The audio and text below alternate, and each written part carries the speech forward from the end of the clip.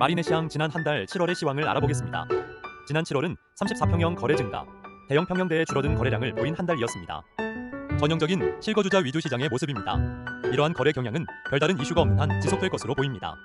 가격은 완만한 상향 곡선을 그리는 가운데 임대차 기간 만기가 다 되어서 매수로 결정한 내부 수요와 외부에서 유입되는 수요가 거래로 이어지고 있습니다. 금월은 34평형대의 꾸준한 거래량과 약진을 보이는 한 달이었는데요. 더 이상 매물이 추가로 공급되지 않다는 점과 애시항에 대한 인식이 과거와는 달라진 이상에 수요자들이 꾸준히 찾는 모습을 보이고 있습니다.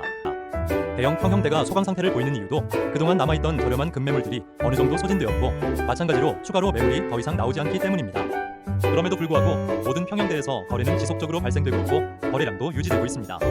가격도 전월의 실거래가를 상회하는 제 가격을 찾아가는 모습을 보이고 있습니다. 높아진 금리 때문일까요?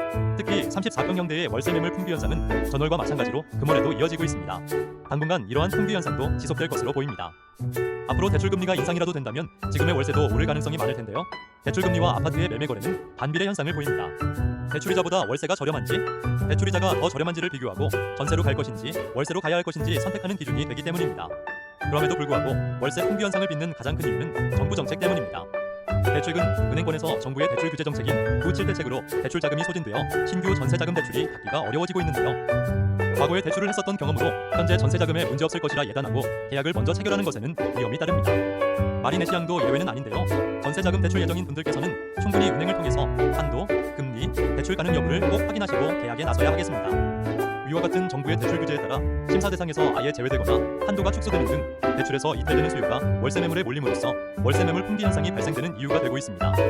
특히 대출 규제 정책은 계도 기간을 미리 주지 않거나 아주 짧은 시간만을 주는 어느 날 갑자기 정책이 대부분이므로 실제 전세 자금 대출을 받아야 하는 전세 실거주자들의 예측 가능성이 배제되고 시장의 혼란을 야기시키는 행정 집행 과정은 개인적으로 개선되어야 할 부분이라 생각합니다. 현재 대출금리 추가 인상 여부, 대출 제한 정책 계속 유지 여부, 보유세 강화 여부 등 규제 위주로 형성된 시장으로 일단 수요자들은 조심스레 그 추이를 관망하고 있습니다. 앞으로는 부동산 정부 정책에 따라 가격은 출렁이게 될 것입니다. 정부가 추구하는 방향이 부동산 규제 위주로 갈지 완화로 갈지에 달려 있습니다. 시장은 우리의 의지와는 상관없는 그곳만의 생태계가 있습니다. 그 생태계를 정성스레 부지런히 따라가다 보면 그곳에서 숨어있는 가능성을 발견하고 깨알같이 보석 같은 정보를 발견할 수 있을 것입니다.